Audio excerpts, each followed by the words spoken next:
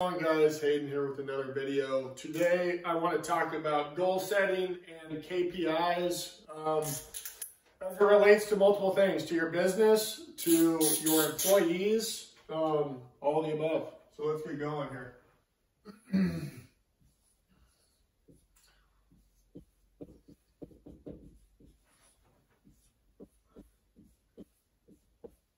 So what are KPIs anyways? KPIs are key performance indicators. So just a fancy way to say keeping track of your numbers that are going to get you hopefully to your goals. So let's start with just talking about goal setting from like your business standpoint, right? Everyone has a goal. They mostly do them in January. You know, oh, I'm going to do $1 million this year. I'm gonna, they're just throwing out these lofty numbers because some guru told them that, you need to set your expectations and your goal setting in the clouds. You have to chase these huge numbers and 10x. It's like, you guys, that is such crap. I can't even tell you. I just laugh when I hear all that stuff. There's a little bit of truth to what they're saying, but it's not how it's being portrayed. Like, momentum is more important than anything else. If you don't have any momentum, if you set these crazy goals and you hit here down below, you're going to be so discouraged you're going to quit. That's what everyone does.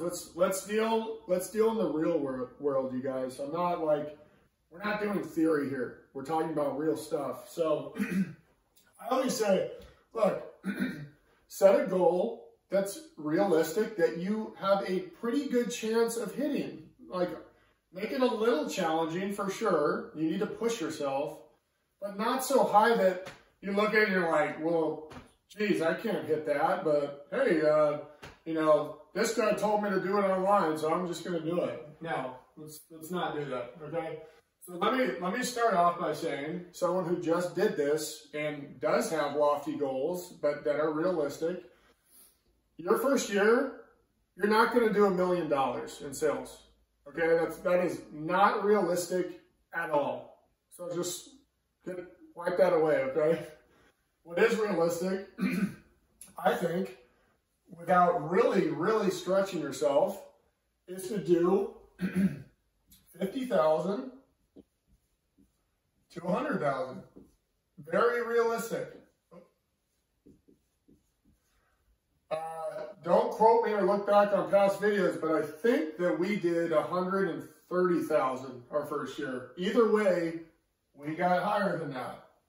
That was my goal, to hit 100, and we got higher. So this, again, I did this when I was working full time. From 5 a.m. to 2 every day, I would go out, and I would be home usually by 5, I still hit this. That was cherry picking only, okay? Towards the very end, I think I was like starting to maybe dabble with a couple of bulk Gaylords in our garage, but 90% was cherry picking. Easily got to that, okay? And I know a lot of people who have got to that. This is a realistic, good goal. Get to that first, okay? You're not going to hit $1 million. Don't 10x that to $1 million. It's not going to happen. Okay. For those of you who did your first full year, I have another realistic goal that is still going to challenge you. 400,000. Let's just do K to 500,000. This was my goal. We hit it. We did 560,000 in 2020. That is realistic, but it will stretch you 100%. I worked my butt off in 2020, okay? These are real. These are real numbers. They will challenge you. If you guys have already set your goals for January, you're like, I'm going to do $1 million. Now, go back, honestly, rewrite it down. A goal that's real, okay? So that's good. I'm glad we got that out of the way. By the way, for those of you who are starting year 3, I have our goals at $1 million. This is That was ugly. Sorry. This is year 3. This will, like, I'm going into year 3. I have 2 years under my belt. This is realistic, but still a stretch. We're pacing to do like 750,000 right now. And we're only in, we're in month 2 of the year. So like, I don't know what's going to happen in the future. Even 750 to keep things consistently through the year to 750 is going to be hard, but we are pacing to that already, to 750. But $1 million would be tough, especially if I didn't take on any more additional employees, which I really don't want to. I want maybe 1 more tops, a team of 5. That would be including my brother, who I mentioned on a previous video, to bring on. What's happening, and let me go off topic for a second, is that, as you legitimize your business, right, as you start payroll, we use ADP now. You bring people on as W-2 employees. I now have a stocking or a match for stocks. So now I match 3% of anything my W-2 employees, match. So I'm going to have my warehouse manager is already on it. He's contributing. My brother's going to be on it. He will be contributing. My costs are going up everywhere. So you have to be, that's something you have to really be aware of too as you're scaling, you're looking at these big numbers. These are, they're sales numbers. They don't really, profitability is what matters. Sales are just kind of like this fancy thing people like to look at because the numbers are big and they feel better about it. But, for us, we're trying to be between minimum 20% profit margin to as high as 25, I think that's pretty realistic. So I'm trying to, I will ditch the $1 million mark if that's going to jeopardize our profitability. I'm not going to chase $1 million because, I need to hit my revenue goal. No, I'm looking at the bottom line, the profitability instead. So if we have to have lower numbers to hit the profitability, I'm going to do it. And I'm going to be fine with it. I'll be happy about it. So that kind of takes care of the goal setting aspect. The KPIs are, again, what are going to get you to your goals. So for us, we have several KPIs. We look at these on a weekly basis. My warehouse manager and I sit down and we look at them. I'm going to pull this right out of my own book. If you haven't read it, please do. It's called Trash to Cash. It's a great book. I cover everything in it. So for this, there are 3 things that him and I look at together on a weekly basis. We have pallets scanned, and we have our actual, and we have our goal. Okay? We have number of scans. Now this is on a per person basis, so I'm just going to do per person. We look at it with all of our employees. Our employees are all held to a minimum per day, and it's actually a minimum per hour when you look at it. We have some employees that are better than others. We have some employees that are not so good that we're trying to build up. So we actually, and I'm sorry to go on this tangent, but it's relevant, is I actually am now paying, I've decided to pay per performance. So if you're producing more, you deserve to get paid more. So that's what we're doing. So basically, I have my guys right now that are on the lower, like quote unquote lower end right now, they're held to 250 scans an hour. Now, with that being said, they have to hit that, right, to stay with us, to get paid. We have employee write-ups. You get 3 write-ups and you're gone. We've already gotten rid of 2 people in the last 45 days. You have 3 chances. Each time you don't hit for, whatever reason it was, you were just goofing off or you're taking too many breaks, you get a write-up. 3 of those, you're done. That's just the bare minimum. Now, if you want to move up and pay with our company, we'll say and this is a real example. There's one guy who I said, hey, like, you know, come here, sit down, let's talk. I want to bump you up in pay. Right now you're doing $250 an hour. If you can do $275 an hour consistently for 30 days, so it's not just a fluke, right? Like he's willingly trying harder, I will bump you up to the next thing. So right now that's happening. He's on pace. He's probably going to get the raise. We only have like 1 or 2 more business days, and he's going to get it. Now, when he gets to the 275, if he starts missing on the 275, I'm not going to fire him, but guess what? He's going to go back down to the old pay that he had before. And that's not just like one day you're screwed. It's like, if we're starting to see a pattern, it's like, okay, you're not deserving the raise that we gave you based on your performance. And we have numbers to show, right? We have all this data that we can show them. So, you know, and that guy can't go up to the other guys making more and be like, this isn't fair, he's making more. It's like, actually, it is fair. Look at his output versus yours. So I strongly recommend you guys get your guys on number of scans, but you also want to know how much you guys go through on a higher level. We actually, so this is something interesting that I was very curious about that we tested. Before we didn't have this below, we only tracked number of pallets. We noticed that guys weren't doing manuals. They were just throwing things faster to skip through and get through it all. Now, they're trying to scan everything they can. So they're going through everything, you know, and also, side note, the software does look at duplicate scans, so you can't sit there and scan the same book. So when we added this in, we did see some definite positive results. So we now track both. And yes, this has gone down pallet scans a little bit, not a ton, but I think that from a profitability standpoint, I think moving to this was huge for us, and we're not going to move away from that. We're keeping it out. We also have number of pallets created. And now when I talk about this, I'm talking about wholesale pallets. So pallets of green books.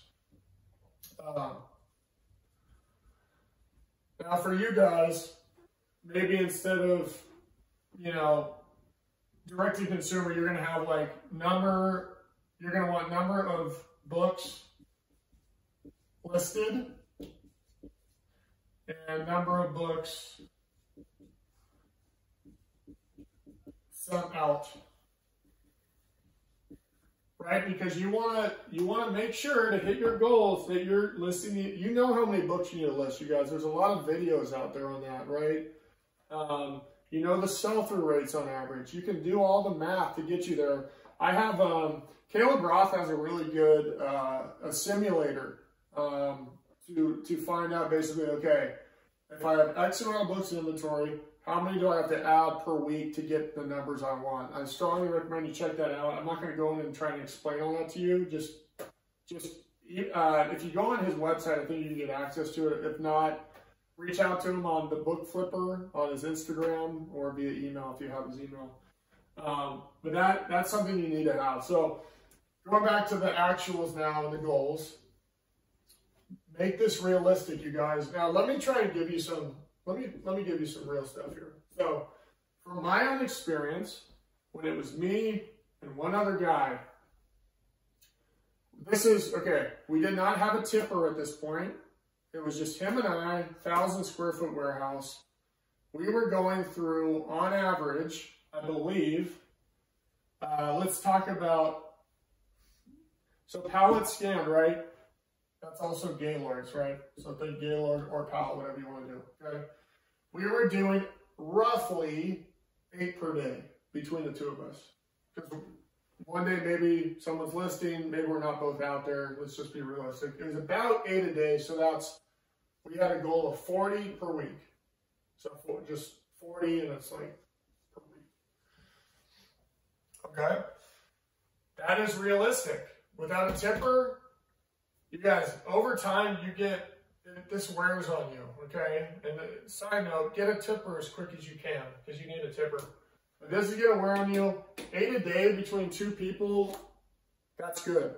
And this is, mind you, this is in a non-air conditioned warehouse in Texas. I mean, we were dripping sweat. It was disgusting. I mean, it's brutal, right? So, man, if we were in California, somewhere beautiful like California now, we'd be probably doing a lot more. But that was it. Number of books listed. We were doing about a pallet a week, so call it 850 in a pallet. That's busting ass. Pardon my language. That's busting ass. So that is between the two, 40 a week listing. A lot of times we would do this in the morning, right before it got really hot. We would try and just hit these out as quick as we could. And then listing would happen on the afternoons or a certain day of the week. For listing, in terms of like how many per hour is good, it depends what you're using, right? It depends what software you have. They're all different. We were on Accelerlist. We were doing anywhere from like slow end 200 an hour to you know, I don't know, 300 on the fast. We had everything preset. We were just matching the buy box. Our repricer was going to take care of it, so we were just hitting them, hammering them out as quick as possible. So 850 is pretty accurate. That's number of listed, so that equates to about a pallet a week. Now at this level, if you maintain this consistently, you don't scale up, you don't do anything differently, I think that you can, after a year, right? So like after the momentum's going, the pallets are all going in, you kind of plateau. I think you're gonna plateau at about the $450,000 to $500,000 mark consistently. Now, over time, I think you're gonna get burnt out on this. I don't think that's sustainable after a long period of time. So that's when you have to reevaluate things. You might bring one more part-time person on, maybe the part-timer list, right? And then you just focus on this. Things are going to change over time, you know, and that's something where you need to look at things realistically, because, you know, it's like, oh, this is easy. We got this the first week. Well, by week 52, you're going to be like, dude, I don't want to even go to work today because I'm scanning all day. It's like, it's not fun, okay? So we've gone over all these. We've gone over the KPIs. This is the most important thing I have for you guys. This has changed a lot for us. Obviously, you have to be real with yourself too, okay? If you have a goal, let's say your goal is 500,000, you're actually in the same situation where it's you and one other person, and you're not doing 40 a week, and you're not listing 850, maybe 1 week you're on vacation, nothing gets done. The next week, you only do 600 books listed, and then there's time delayed until you get the 850 out because you want to build a full pallet, so you go into the next week and take 3 of those days to finish this. Well, guess what?